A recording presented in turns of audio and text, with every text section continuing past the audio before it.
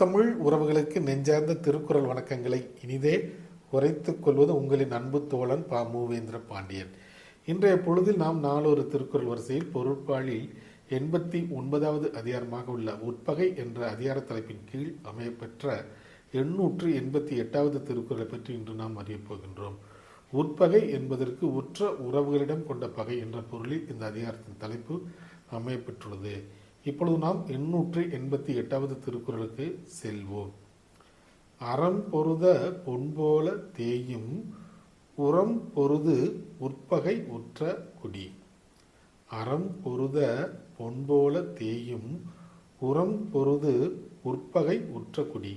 இத்திருக்குறளுக்கான பொருள் என்னவென்பதை இப்போது நாம் காண்போம். அறத்தால் தேய்க்கப்பட்ட இரும்பின் பொழிவு குறைவது போல் உட்பகை உற்ற குடியின் வலிமையும் தேய்ந்து குன்றிவிடும் என்பது இத்திருக்குறளுக்கான பொருளாகும்.